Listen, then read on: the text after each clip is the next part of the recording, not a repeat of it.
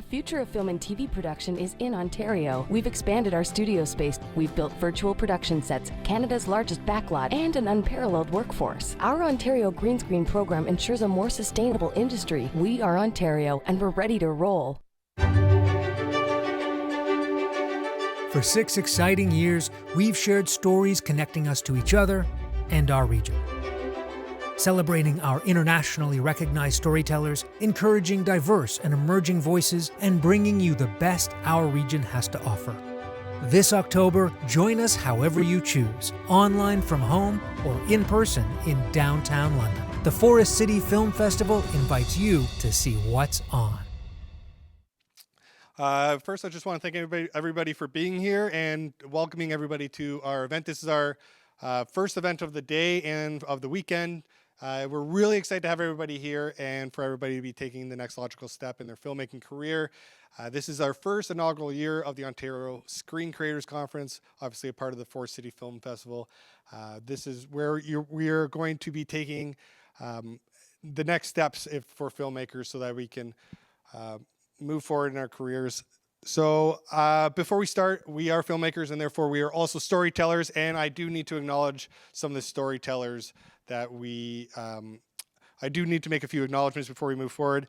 First, I want to mention that this land has been home to the storytellers for thousands of years. So as a film festival, it is our responsibility and honor to acknowledge the land on which we are located is part of the treaty lands and traditional territory of the Anishinaabe of the Chippewa of the Thames First Nation and the Lenape of the Munsee Delaware Nation.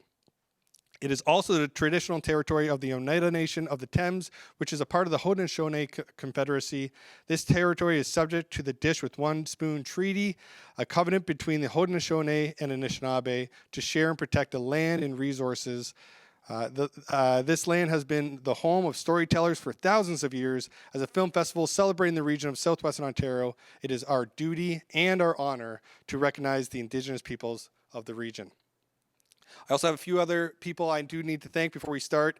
I would like to thank our presenting partner, ACTRA Media, for their support of emerging talent and filmmakers and their commitment to creating new ways of innovating storytelling and filmmaking that resonate with a global audience. Also, we need to thank our presenting sponsor of the Ontario Screen Creators Conference, which is Film London, we would not be able to bring you all these events without their support. Now, when we started putting together this panel, we knew we needed help right away. So we immediately thought of Samora Smallwood. Samora is an award-winning classically trained actor and writer. She is co-chair of Actors Diversity Committee, as well as the founder of the Actors Work Studio, an innovative acting studio in Toronto. You will recognize her from her roles on Star Trek, The Expanse, American Gods. Samora is coming up in the Warner Brothers and Oprah Winfrey Network's new show, The Kings of Napa, set to premiere in early 2022. Let's give it together for Samora. Thank you. Thank you. Hello. Okay, good. I'm here. Hello, everyone. Thank you so much for coming. Thank you, Carson, for that intro. Very, very cool stuff. I'm so happy to be here at the Forest City Film Festival, promoting upcoming and emerging filmmakers, established filmmakers, and most importantly, Canadian film. Today, we have a really great panel. We are talking about something that you hear a lot about, but the conversation is ever evolving. Today's panel is about diverse voices through an authentic lens, and we have some really, really great panelists here for you. So please join me in welcoming them. Our first is an Indigenous filmmaker whose passion is helping others share their message. Their film, Blood and Water, literally just screened at the Forest City Film Festival. Please give a warm welcome to Layla Black. Hi. Hello. Next is a filmmaker whose stories often involve themes of queer becoming and queer joy. Their film, Alvis, is screening this year at the festival. Please join me in welcoming Emily Ryder. Whoop, whoop. And rounding us off is an Ojibwe filmmaker and recent Ryerson Film School grad whose film When Shadows Dance at Night is screening this year at the festival. Please join me in welcoming Taye Alvis.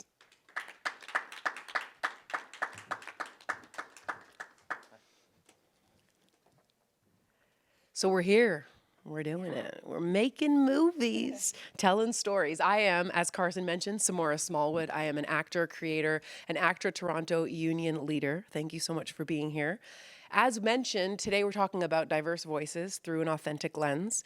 And the conversation about an action for real representation and authentic voices in our TV, film, and digital medias is ever evolving and ever changing. So since we only have an hour, let's just jump in. What does diverse voices through an authentic lens mean to you, Layla? For me, the art of storytelling, it has been practiced by our people since time immemorial, and our languages were never written down. So everything that was taught orally through stories, through sharing. So I think when we are able to open up that authentic lens and see these stories for the truth that they represent and see the people behind them and understand a perspective, it allows us to operate in a different way. It allows us to see people, situations, experiences in a new way, and we all evolve in that process. So I feel like as more people continue to share their stories authentically and we have this diversity, we are evolving, and that's exciting for me. Nice. I love that answer because a lot of the talk that we do in this conversation as members of this group, and certainly our work with ACTRA Toronto and diversity and inclusion, is knowing that that authentic voice is, like you say, sharing that part and opening up the worldview of what's going on in that community. And for me, that's the most exciting part of the changing narrative of the conversation. Is not, we're moving from checking that box and kind of tokenized representation into handing over the reins and the creative control to the communities themselves. Love it. Emily, what do you think? Yeah, I completely agree with everything you said. I think diverse voices through an authentic lens to me means, like you said, not just checking a box, making sure that the people behind the screen, behind the scenes, are from the communities that are being represented on screen, making sure that, again, you guys kind of covered, I think, it really perfectly, so it's really hard to follow. But at least speaking as a queer filmmaker, queer and trans representation for decades has been about villainizing queer characters and tragedy. And now we're starting to see a lot more films come forward that maybe still touch on like the hardships, because those are still very real, but they're showing it from a lens that's more true and more like aligned with real experiences from real people. And it makes people in the audience feel seen, which is really important. Makes people in the audience feel seen, and that we all can remember what it feels like to feel seen and to just get hit with that impactful representation. I certainly remember the first time I saw it. But what you talk about is so important too, because I think the real diverse and authentic lens to see the communities from is sometimes you see an aspect of a community that it didn't occur to you. So for those people watching, I think it's a completely normal reaction at this point, if you're not a member of a traditionally marginalized community, to have that sort of knee-jerk reaction of, oh no, another conversation about diversity. Haven't we heard it all? Are we still talking about this? Yes. We're still talking about it because it's a nuanced, layered conversation that has many things to touch on. And when the most important thing, if you are having that knee-jerk reaction, I just encourage you not to judge yourself and hear from members of the filmmaking community. Seek out a story that's not from your worldview. Maybe the lead character is not from your community, because what will happen is if you don't judge yourself having that reaction, you'll learn something about the community. So it's not just for me as an audience member. I love to watch stories, like watching your films that maybe is not my community and my lived experience, but when it's that member of the community that makes and creates that story, I always see and learn and feel something new. So that's what's super cool about it. Taye, what do you think? What is celebrating diverse voices through an authentic lens for you? Yeah, I mean, it's a lot of what you just said, discovering something new, right? We've for a long time the film industry has been very like Western dominated, so it's a lot about, I think, changing the narrative of that.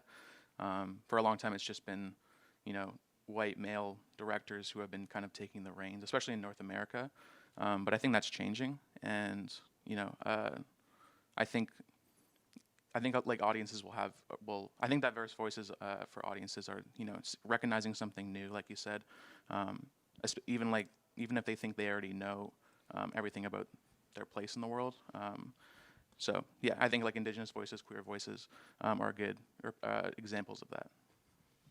Love it. Okay, so I want to touch really quickly before we move on something that you just said that's really, really key for me, because right as soon as you said it, I feel that feeling in my heart. I love the idea of the communities themselves and us learning something about our own experience that maybe we didn't fully understand or feel. Especially, I think one of the most important things for me in my work in unpacking generational trauma is being able to, as now, we're not kids anymore, we're adults, or at least we're very, very good at pretending it. So seeing like the experience of our elders and our ancestors, and every time I get more steeped in this work, and I constantly am looking back on that experience of our elders, our ancestors, our mothers, our grandmothers, everyone in our lineage, you do learn a lot more about where you come from, and it can be really, really great. So that's the importance of what we're doing, is we're helping educate the world, but we're also growing and letting go of the trauma of the past and growing. So that's really good for me and for all of us. So if we all know this, but there are challenges involved with any career in the arts. If that doesn't resonate with you, tell me you're not an artist without telling me you're not an artist. But I want to hear from you. What are some of the challenges facing you as a diverse voice as you make your mark in your career as a filmmaker? What are some of those challenges you face right now? Because what we're talking about here is inviting people into that new, fresh conversation. It's always changing for us. So what are some of those things that you are still finding are obstacles for you in your filmmaking journey? Let's start with you, Emily. I think two major obstacles in my personal filmmaking journey, and I'm sure other people can relate to this, is like money, like financing, getting the money to make your projects. You can't just constantly self-fund forever. It's not sustainable. You're not going to be able to make a career out of it. And also, like, you know, breaking in, getting that like big chance. I was doing some like more reading yesterday, just like the Women in View report for 2021. And even though there's more projects that are getting funded for women in film, the amount of money hasn't increased. So it's more people, but they're working with less money, and micro budgets aren't going to help anyone. And I'm sure that that is the same across many different groups of people. And then breaking in, yeah, like there's so many qualifiers to be able to qualify to be an emerging filmmaker, to apply to certain things, to apply to get mentorship or fellowships or grants. And I think, you know, speaking for the LGBTQ plus community, there's lots of considerable barriers to entry, especially for trans creators, especially trans creators of color. And, you know, when you need to have like met a certain benchmark in order to be considered emerging, in order to like benefit from these programs that are supposed to support you, it's kind of a catch-22 where you can't benefit from the thing that's supposed to be helping you. So yeah, I think those really only end up benefiting the most privileged of these communities. Yeah. Yes. Okay. I love it. We're having such a real conversation, which I like, because that's the nature of the changing conversation. Is two of the things I really want to touch on that you talked about, especially for anyone watching that is not a diverse voice in filmmaking. You're supporting and you're an ally, or you want to be a good ally. There is a lot of privilege entrenched in the arts, and the barriers to entry is something that we work a lot at with ACTRA Toronto, and making sure that our performers, it's a performers union, of color and people from a traditionally marginalized background where you might not have that access. This is for you, that audience member who might have had that knee-jerk reaction to say, what else is there to talk about? This is something to talk about.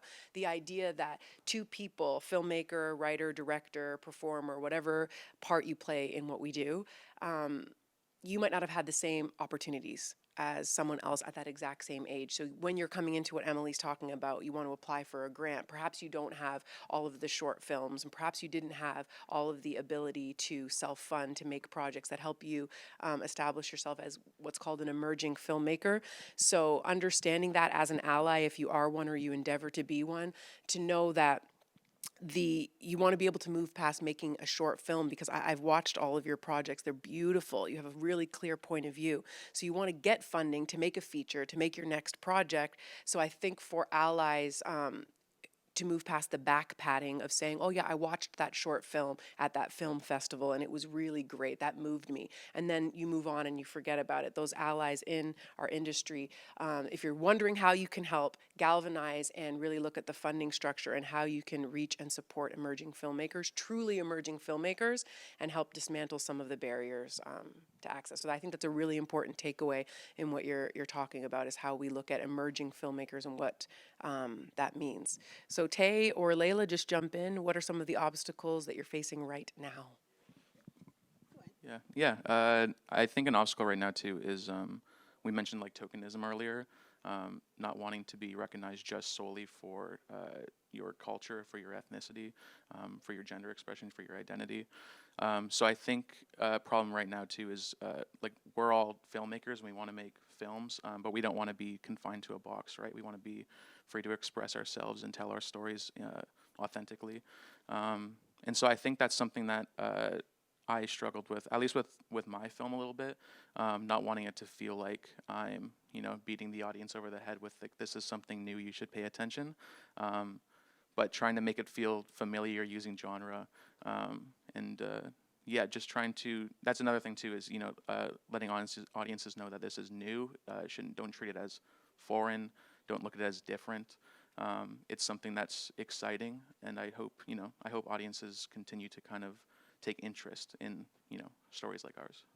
Totally. And that's another part of the important conversation. I feel the responsibility of our own communities, our audiences, and our allies is I think with fewer green lights and smaller budgets for diverse filmmakers and authentic stories, it kind of makes it difficult to move past the story of trauma. We all talked about that before, because for me, I'm biracial, Black, and I know the conversation, especially in the past year, of a real global racial uprising, demanding equity and an end to violence against Black bodies. We really look at, in our film and TV industry, the projects surrounding Black stories that get a green light about trauma, about violence. We talked a lot about this. With fewer stories getting green lit and smaller budgets, it's hard because that is a really real part of where we come from. To ignore it feels like a disservice to our ancestors and where they came from. But we want to encourage our audiences to see us as more than that. So we talked to Emily about that joy, a story of queer joy, right? And accepting a story about Indigenous people that maybe isn't about that trauma. And you watch a story and these are just the people, and you're not waiting for that pin to drop. So we want to encourage audiences to do that, and for funders and for executives, the broadcasters, the networks, to greenlight more of those projects. So when you turn on a TV show and maybe there's an interracial couple, you're not waiting for the story to be about that struggle that they had. These are just people living a life, and allowing all of us, LGBTQ plus, Black, Indigenous, however you identify as different or diverse, to allow more stories to come. That's my biggest goal. Stories where it's just us, joy, life, and all of that, and have audiences. We need the audiences to watch that stuff. So I love that answer, and I feel like it's really an important takeaway. Watch and seek out stories, and if the only Black story you watch is one about slavery, that's not okay. Those are important stories. Your film touched on that as well at the beginning about the Thanksgiving ceremony and it being, no one would watch it. And I was, as soon as you said that in the voiceover, I'm like, well, I would watch it. So it's something, right, that's really, really important that we haven't seen, but then you, as you branch out in your filmmaking career, that's not going to always be the story that you tell. You have a responsibility now, and we want to support you and have our industry support you so you can go on and tell every story that's in your amazing mind. Because after watching your stories, I'm like, well, I want to know more. I want to see more. What about you? I would say it just on a personal level of what the challenge was in making that film and any film is dealing with that internal generational trauma of feeling like our voices don't matter, and having that centuries of where our voices didn't matter, where we were silenced, where we couldn't speak our language, we couldn't sing our songs, we couldn't be who we were meant to be. And so then you get a camera and you're able to suddenly share your story, and there's this fear of, does it matter? Is it going to be heard? Does anyone actually care? And for me, it was a realization of this is not really this is not really for them. And it really was for me to put my story out there, to talk about my family's history with residential schools and how that has affected me, and how I have taken the steps to reclaim my identity as a Mohawk woman. And it was healing just to say it out loud, just to put it out there, even though I had all these fears that no one would watch and no one would listen, just to put it out there. And then, you start to get the feedback, and then you start to hear, the stories of people saying, I felt like you were telling my story, or I felt exactly that way, or I felt afraid to, go back to, to my roots, and there is a fear there. So I think that as Indigenous and all of us that are in this world right now, trying to share our stories and trying to make a positive change and change the dynamics of this industry, it's important for us to recognize that we do have trauma, and that is something that does make us stronger. Although it was a challenge and it was a fear, and it maybe even almost stopped me from making the film, overcoming it and creating it and putting it out there and receiving that feedback and understanding that now this is part of a discussion, this is part of a dialogue, this is part of a conversation. People will see this film and they will think differently about the experiences of the Oglahonwe, the original people here. So yeah, it was a challenge, but like I say, all those challenges, it's like that butterfly, right? Like in the cocoon, like it has to struggle. It has to struggle to emerge strong and ready to fly. So I feel like through those struggles of fear in creating the film, I came out the other side a really strong butterfly. Yes, we're sending so much love for that message. Oh my gosh, so I'm having so many downloads from everything that you're talking about. It's amazing. I keep one after the other. So I'm so happy we're doing this panel because you all have such an important viewpoint on this. I love what you were talking about in terms of the story being made for me, for us, versus for you. That's a really important part, I think, in the conversation about diverse voices through an actually authentic lens. When we think about the messaging and what we think we know about certain communities, the nuanced conversation of where we're at now is really asking the question of how we think we know and who told us. Because there's so much messaging we receive, especially in Canada, about Indigenous communities. And when you really look at who's in charge of proliferating that message, it's often not the communities themselves. So when you say that, I hear it loud and clear, because we need to be encouraged as audiences and the funders. And it's so important in the conversation of what you were talking about, Emily, and what we all feel, obviously, because I'm a creator as well. And in the feedback I receive on the limited series that I'm creating, and it surrounds generational trauma as well, but an uplifting cocoon butterfly vibe. Asking those funders and the people who are on the outside, and traditionally in positions of power, to know that the way the community and the way that we deal with this stuff might not look the way you think. Because the message that you've received time and time again about how a community deals with their trauma was not traditionally told from that authentic lens. So sometimes you see in your film, Taye, there's a really great, that intergenerational thing is touched on in a really cool way, with Georgia and her uncle, right? And it usurps the idea of that drunk man. So there's that twofold thing. When I was watching it, I was thinking, she's breaking free and creating this new life, and she's judging him, which I guess is a normal part of growth and transformation. But then also, as that audience member, not expecting to see on screen what you think you know about how a community deals with it, and just have that good faith. If you're watching and you're a funder, you're someone in a position of power to greenlight, and you're looking at that stuff, just know that, okay, if it's coming from that authentic voice and coming from the community, it might not look how you think it should. But trusting that filmmaker and that voice to tell that story. So that leads to what I wanted to talk about a little bit next. On our call before the panel, we talked about the big and small ways that allies and people in positions of power can show up for us as filmmakers and diverse voices in this industry. So anyone literally jump in. What would you say to a person if they were right here, right now, in a position of power, and they say, we want to make change? How do they do it? Actually, going off of what Layla was talking about, with like this fear of what people will think about your work, I think funders and people who have that power to, start and stop projects, that it's okay to make mistakes. Because I think as minority filmmakers and artists, sometimes you can be unfairly judged, especially if you mess up, if something, doesn't turn a profit. And so I think that, it's important for executives, production companies, funders to know that, there should be this element of of creative experimentation, and that if something isn't quote unquote successful, that there should still be that second chance, that you should still be striving to promote diverse voices, and that it shouldn't be all end all every single time you sign on that dotted line. So. One of the things that I think when I'm looking at people that could greenlight a film or are funding films is to really take a hard look at the research component and to make sure that that is fully invested so that you are speaking and getting these authentic stories.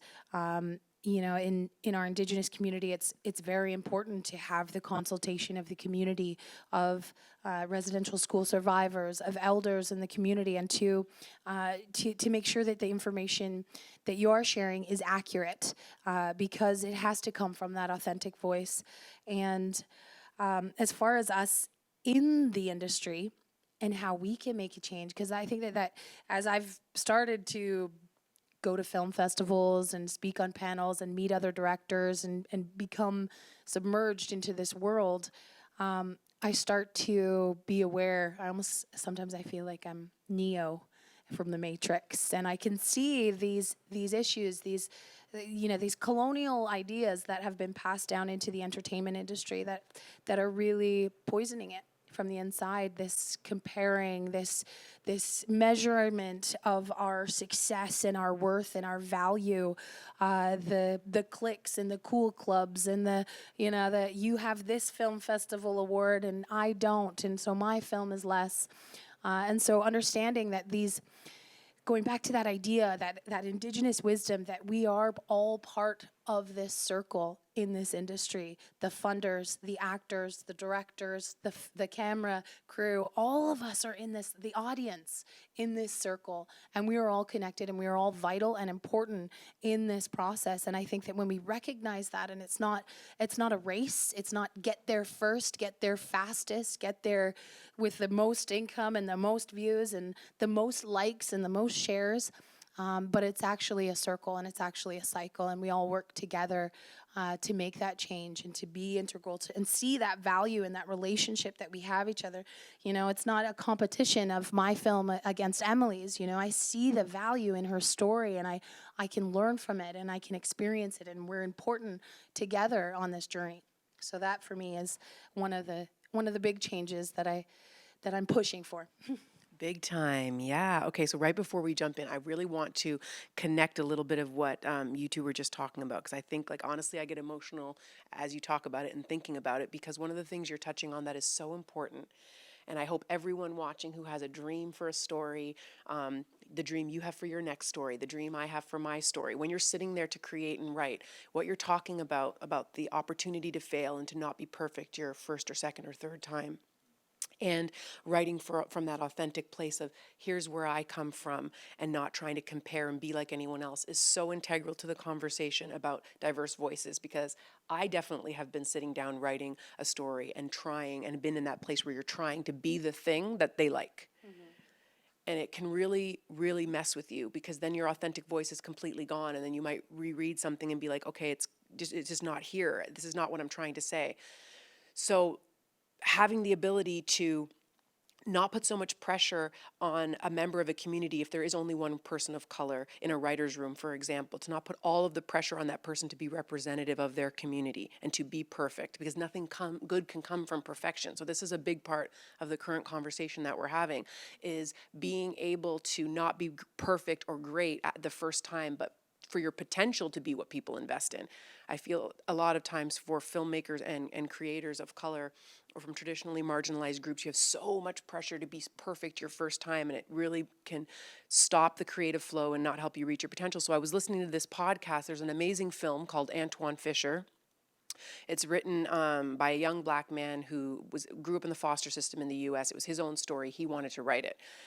So when we do this work and we get into our authentic voice, I'm a big believer in, and you manifest that energy and everything aligned. And he was working as a security guard on the Sony lot and kept pushing his story. And eventually it got into the hands of Denzel Washington. Let's take a minute to manifest that. that really powerful person we admire in the industry is going to see our stuff and believe in our voice. Yes, I'm sprinkling me, I'm sprinkling you. So anyway, Denzel Washington got this script in his hands, and it really speaks to the importance of having people from that community in positions of power, because he read the script and didn't think the writing was there yet. But he saw the potential of the story and knew the point of view about the lived experience of this young man as a young black man growing up in the foster system in the United States, and finding his real mother and his real family was an important story. So what he said was, the writing's not there yet, but he has a voice. And he set him up with someone to, quote unquote, Antoine Fisher says, teach him how to write screenplays. So it was such a story that as soon as you both were talking, it really resonates, because we want to be able to write from that authentic place and not be trying to write what a studio exec will greenlight and what's like every other procedural that's out there. Because maybe you're writing within a procedural, but it's really a larger philosophical conversation about violence in an Indigenous community. And you want to not have to be perfect, and you want to be writing from your authentic place. So just keep that in mind, that when you're watching something from a first-time writer, from a first-time filmmaker, stop looking for perfection. Stop looking for what's wrong with it. And then really honestly ask yourself, if you do that with people from a traditionally dominant group, when white male filmmakers or even white female filmmakers or heteronormative filmmakers make a film, straight filmmakers make a film, if you do that, if you're as critical, and if you're honest and open with yourself, you will find a lot of the times you're not. You're not as critical of the actors and their performances, because you have to understand, going back to what Emily was talking about, for those of you who are not filmmakers watching, a budget directly affects things like performance and the director's ability to get that performance. Because sometimes on these really limited budgets, you get 1 or 2 takes. So that can limit a new actor's ability to find that performance and the director to find that moment, because by the time you've found it, you simply have to move on. You're not going to make your day, and you're not going to make your shoot, and there is no more money. So really, really important. Emily, what do you want to tell people who say they want to make change, and we're asking them and demanding people to step up to the plate right now, from today forward and ongoing? I think it's really important to create like mentorship opportunities and like provide on-the-job experience for people from marginalized communities. And even as emerging filmmakers, I think there's ways that we can raise while we rise. That's like kind of like a saying from Sisterhood Media, which is a Toronto-based organization that creates and distributes short films by marginalized communities. And letting go of the idea, kind of what you were talking about, like it's not a race. There's no scarcity among, people in marginalized communities. Like there's this idea, I think, that there's not enough room at the table. So I feel like a lot of people will do whatever they can to get somewhere without trying to help others as well at the same time.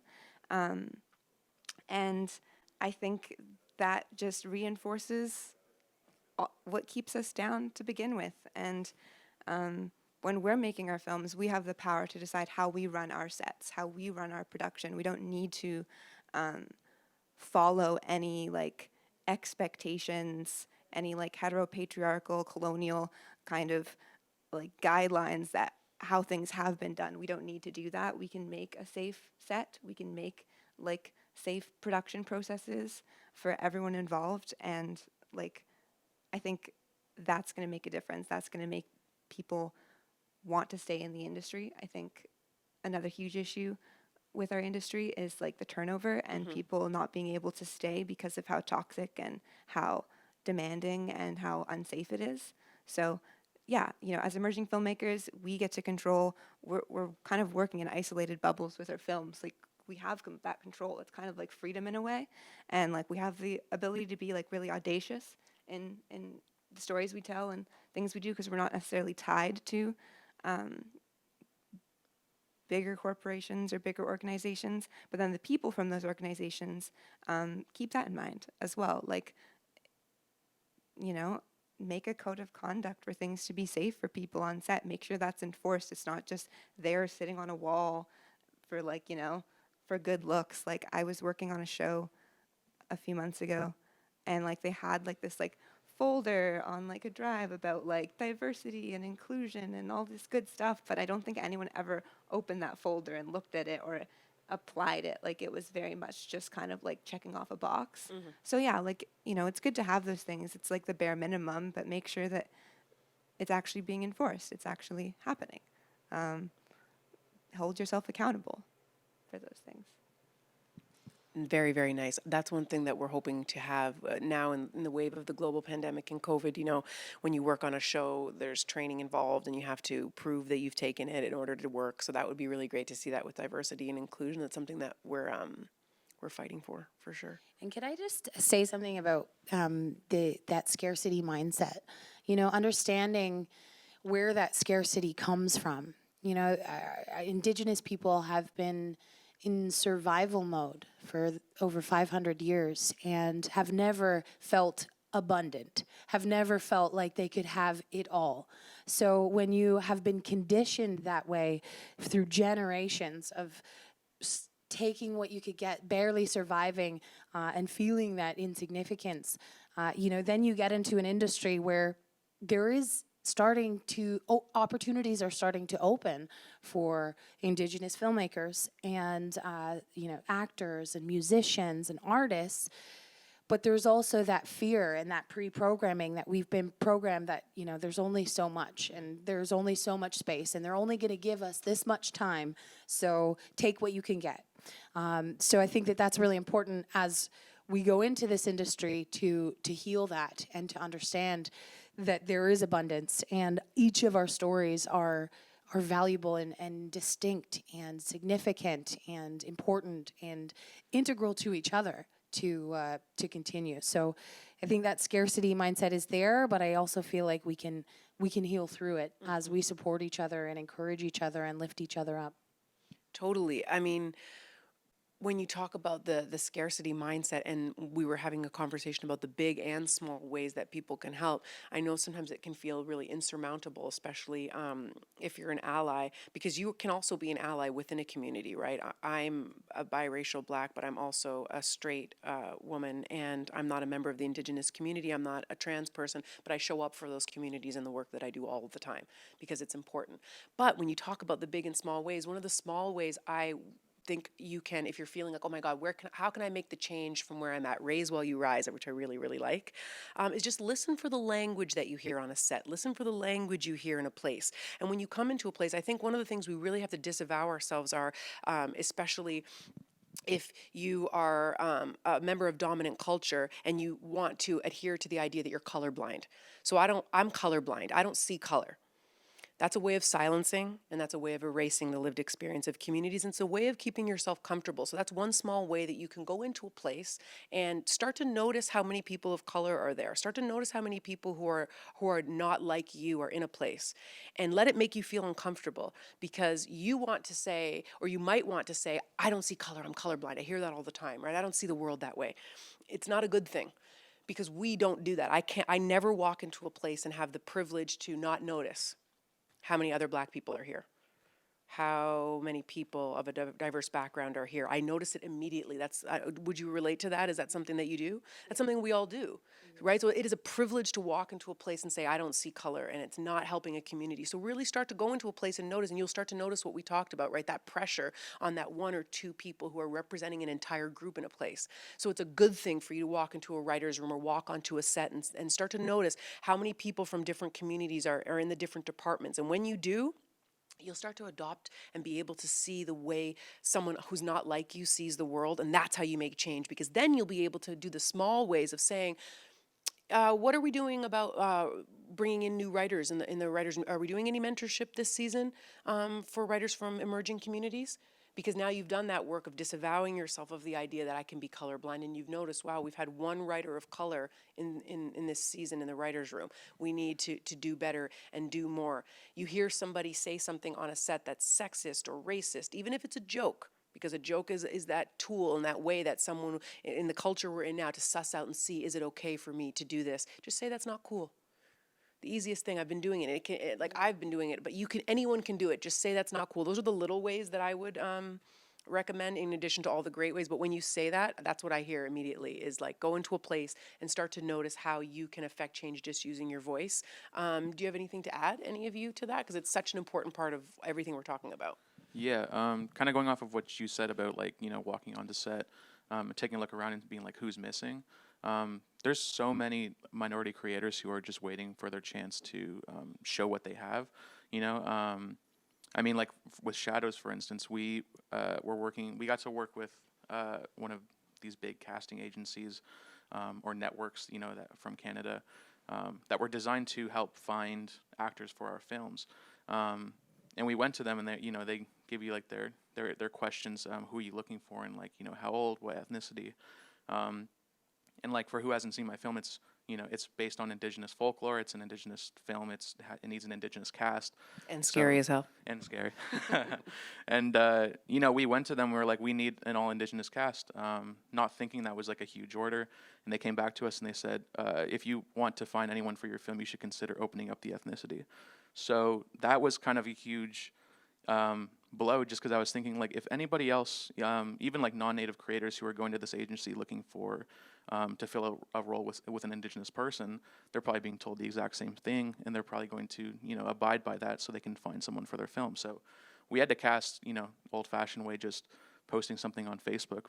And like a lot of the people we got, like Sierra, the actress in the film who, you know, got the role, that was like her first time like working on kind of like a big short film. Like she had like barely acted before. A lot of people that we read with were first time, you know, having an audition.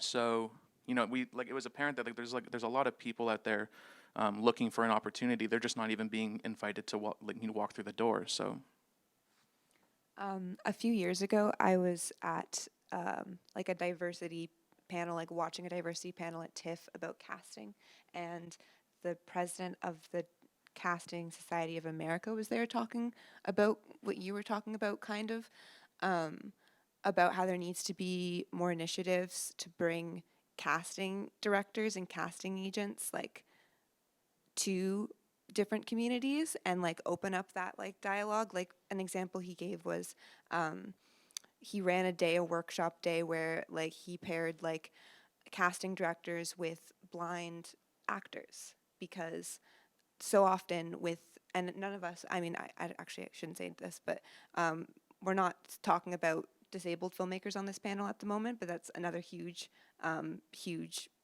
thing and huge issue in our industry, accessibility. And oftentimes disabled characters are played by able-bodied people. And, you know, there'll be those conversations, oh, there's just no one there. There's just no disabled actor to fill the role. There's no blind person who can play that role. So, you know, just open up what you're looking for. And you can say the same for like practically everything. And so what this man was talking about was pairing together like casting directors with disabled actors, so these actors can learn about the audition process. And so these casting directors, the next time they know they need to cast someone in that role, now they know people, now that they can call on people. And I think that's another thing that people can probably look to do if we're looking for solutions, kind of hold workshops where you introduce actors who don't have all the opportunities, who don't have all the experience, show them audition etiquette, make them a real, like, you know, professional. Mm-hmm. Yeah, I think that's, you know, I just had like a visual in my head of, you know, someone playing someone in a wheelchair that's not in a wheelchair, and thinking about all the people that are in wheelchairs that would love an opportunity to, you know, to tell their stories or to be part of a project. And I just wanted to speak on one thing that you said that it really just kind of like was like, whoa, like this colorblind idea, and how we think that that's the solution. And when in my mind, when I think colorblind, I just see like, you know, like a whitewash. We're all the same.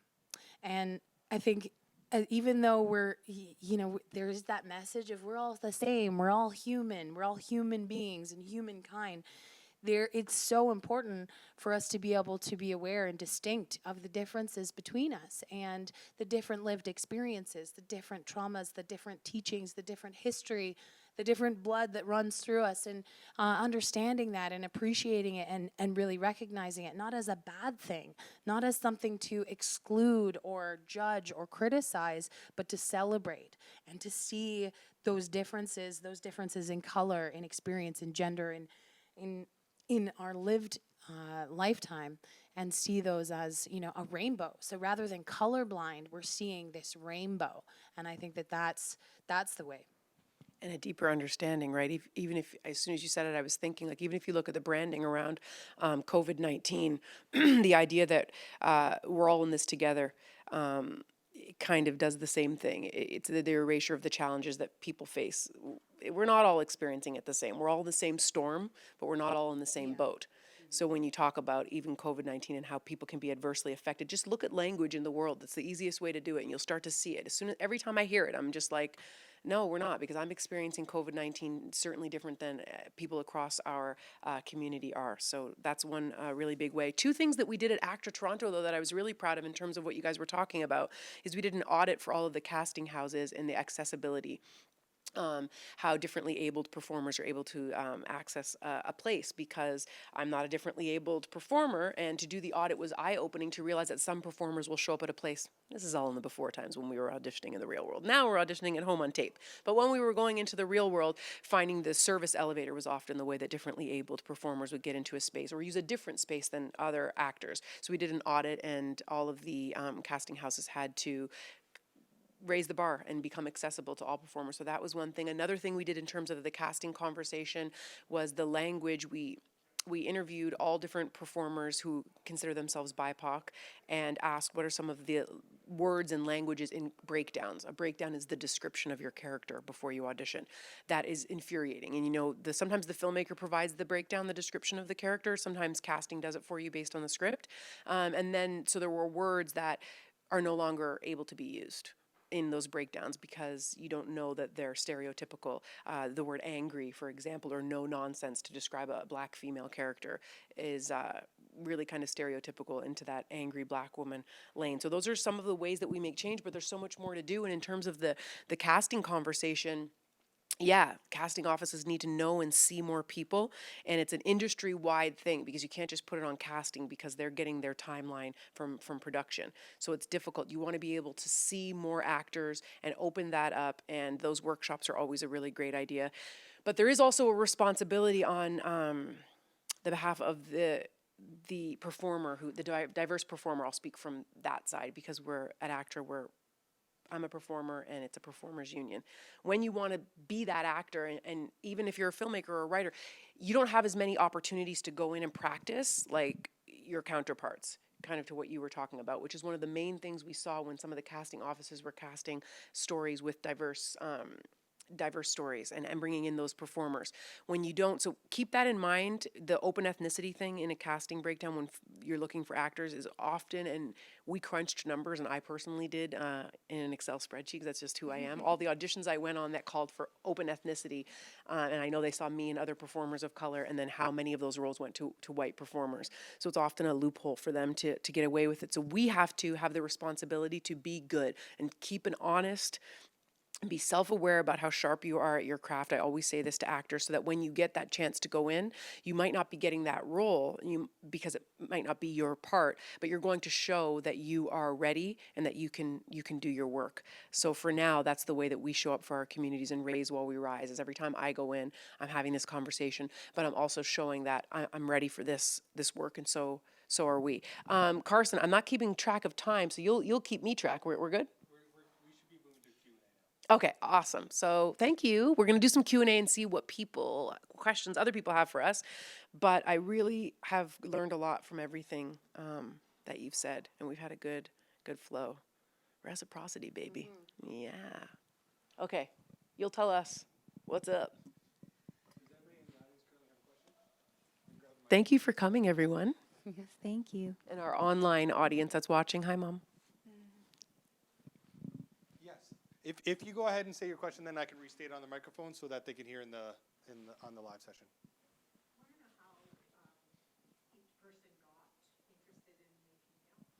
How did each of you get interested in making film? It's my grandmother, by the way. Oh, hi. love it. I think she knows the answer to my question. But Well, she's putting you up on a Yeah. platform. Take that. I got interested in it when I was young. I think it was Avatar, which is kind of funny. But I remember seeing that because I was 9 at the time. One, it was incredibly long, which made me start thinking about it more because I was starting to doze off. But I remember thinking like that was the first time where I was like, how did somebody make something like this? This doesn't make sense to me. And so that just kind of sparked an interest in wanting to know how things got made. And then learning like, oh, this seems like a really cool job I didn't know existed, is that you can, make movies and you get paid for it. Like, that's cool. So, yeah, I've been doing that, I guess since then, making films with my friends, making films in high school, doing drama, and then went on to university, so. I was really shy when I was younger, but I really loved performing and like drama and theater. And so in high school, I took a drama program and I thought I loved that. Like I thought performance was my favorite thing.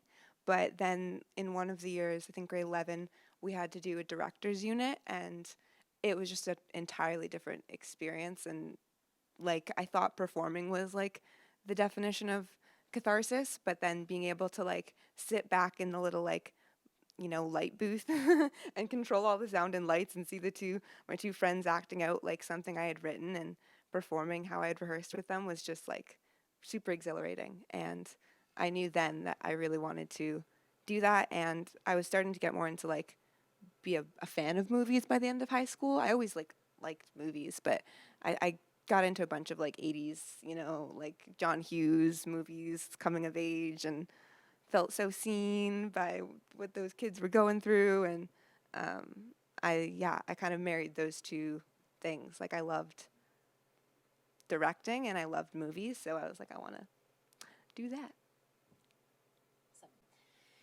I never thought I would be a filmmaker. I love movies. I love watching them, but it was only when I got a grant to make a project about water, an artistic project. And so a lot of the artists in the grant, in this program, they made like paddle murals. They made all of these incredible, just creations. And I was like, maybe there's a different way. Maybe there's a different way for me to tell the story of the water and create art. And I think that was the first time I started to see film as art. When it was put into, I was like, okay, well, they're letting me. They said I could make a film for this art project.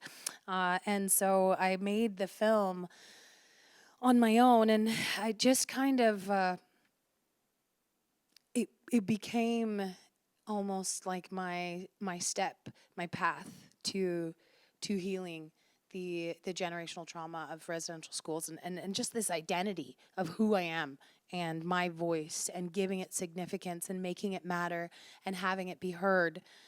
So, when I made the film and then started to screen it at, I just showed I screened it like grade 12 class, and like a friend of mine, a teacher, she's like, can you come show it to the classroom? And then having these conversations with kids about the film, it inspired me so much that, just understanding that all of these youngsters, these teenagers in high school, they have a story inside of them too.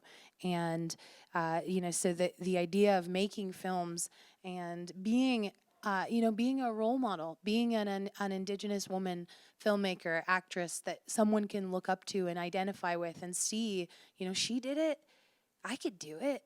She did this all by herself. Like, she did the sound, she did the editing, she did the production, she did the filming. I could do it too. And so that for me is like passing the torch. It's like this ripple effect that film can have, where not only are you learning and you're healing and you're understanding a new perspective, but you're also tapping into that story inside of yourself. And for me, that's the magic of making film and telling stories through video is that ability to help people recognize it in themselves and start that path on their own. Mm-hmm. My love language. Mm-hmm. Yes. Thank you all for sharing a little bit about your experiences, and thank you, Emma, for bringing up disabled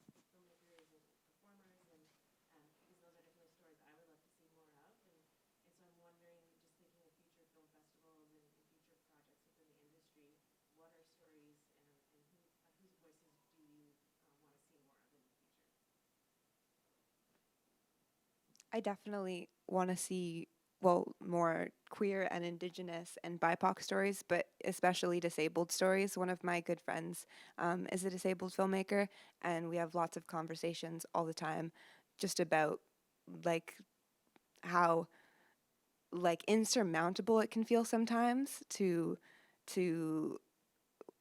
participate in this industry. And I feel like a lot of the stories we're still seeing, I feel like we're starting to make strides in lots of different communities, but I think the disabled community often is often an afterthought when it comes to conversations about diversity and inclusion. So that's definitely some stories I would like to hear more of. What about you guys? Yeah, I think recently also, I mean, like I want to see more stories from, every diverse filmmaker, but specifically, I'd like to see more trans filmmakers. And I think that's also sparked because a lot in the news recently, I'm sure we've seen, there's a lot more talk about trans identity and about what trans creators are going through still.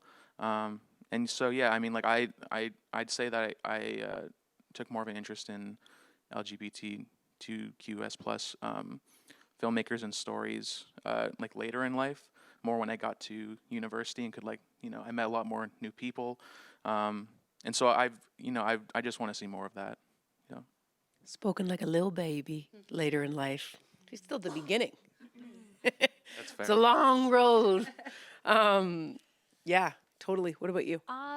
What I would like to see more of is obviously Indigenous filmmakers. I feel like there is we can feel the fraction that's happening in our society, in our climate, in this world as a whole. And I do feel like it has been that disconnection from these fundamental lessons of the Indigenous people, gratitude, relationship. I taught these for Truth and Reconciliation Day. I did 2 weeks of workshops with an organization that I'm affiliated with, and I taught kindergartens the Thanksgiving address. So I took the segment from my film of the Thanksgiving address, and we talked about our relationship to water, our relationship to trees. It's not just a thing. It's not just a plant, but it is alive, and you are connected to it. And when you understand that relationship, I ask them. I'll ask you guys the same question I asked the kindergartens. When you think of plants, what's the first color that comes to your mind?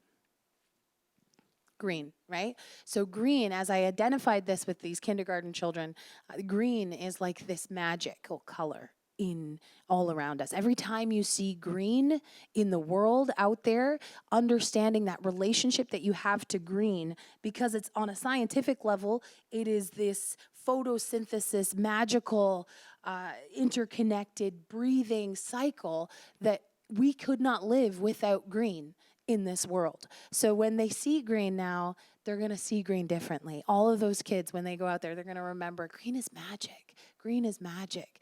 And they're going to treat the planet differently. They're going to treat the water differently when they feel like it is alive and it has a voice and it is inside of them, and they know all of these things. And I feel like as Indigenous filmmakers start to share these beliefs and these ideas and these fundamental concepts that have been forgotten because they seem so simple. First, giving thanks before we do anything, acknowledging our gratitude for everything that we have, everything that sustains us. This simple act, seems so foreign to most people. So as we bring in more Indigenous stories and storytellers and education and knowledge and history and awareness, we are all expanding and almost turning back some of that colonization, that programming that we've had, and we can start to see the systematic issues in our society because we have forgotten the way. So I'd like to see a lot more Indigenous stories to help the entire world understand the fundamental law of the land. If I can jump in for a minute too, that reminded me. I also, obviously, I'd also want to see more Indigenous creators, but I want audiences to also take note of what kinds of Indigenous creators that are watching, because there's Métis, First Nation, Inuit, and I think they all tell different stories. I mean, from the ones I've watched, of course. So also just taking an interest in not looping them all in under this, this one word, because it's a very, we're a very diverse race of people, and we spread all across North America, South America, and other parts of the world, Russia. So, yeah, just taking an interest in that as well. I would like to see more limited series and anthology series, especially genre anthology series from diverse voices and BIPOC communities, because what I love about limited series and anthology is they explore themes without necessarily having to chart a second and a third season. So the theme is what resonates for you, and there's so many rich themes in our communities. So I would love to see that. Like a Twilight Zone, but every story is queer. What happens? And then using those themes, right? They're my favorite, so that's what I would love to see. Perfect. I'm going to take this opportunity. We are a little bit over time and a little bit out of time, unfortunately. So first thing I want to say is thanks to each of you. The topic of the panel was authentic voices, and I can't think of a better panel for that, because you guys were each so giving. And this panel, I feel I am a representative, or I physically would represent that privileged class that who has privilege from this industry. And I got to say, every time I hear a talk like this, I do learn an immense amount. So thank you, each of you, for being so authentic and for educating me and anybody else watching. So if everybody can just give them a round of applause. Thank you. And really quickly before we end, I would love to do two things. One, and now you'll go and you'll expand on that thing that you've learned and that education Absolutely. that you've been provided with all on your own, and then you're going to hand it off to somebody else too. We're going to do it, and all the responsibility won't be on us. But I would love it if we can take a second to give each filmmaker a chance to tell us again. I mentioned the name of their film at the top, but it's been a lot of talking since then. The name of your project, it's screening here, of course, but where can they see it and what's coming up next? Is that cool? Yeah. Okay, cool. Sure, I'll start. Yeah, my project is called When Shadows Dance at Night. It's screening tonight at the Wolf Performance Hall at 9 p.m., 9:30 p.m., 9 p.m. And I think it will be online as well following the festival. So you can check it out either there or online. And my film is called Alfie. It's in bundle number 6, and it screened yesterday at Wolf Performance Hall, but it's still online if you guys want to see it. Yes. And my producer is right there. Yeah. Go Sabrina. My film is called Blood and Water. It just screened this morning, so we were just there and ran over here. But you can also see it online, screening virtually, which is cool.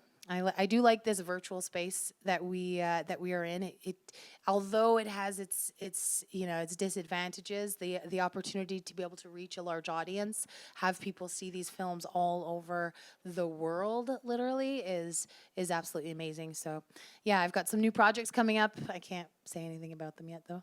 Sprinkling you. Thank you so much, Carson. You're the best. Thank you, Samora.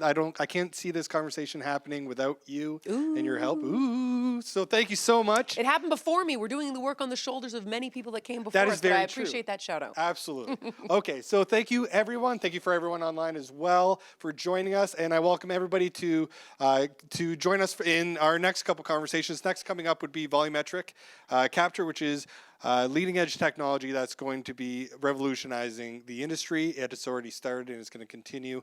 Once again, if we can just give a round of applause to this amazing panel. Thank you very much.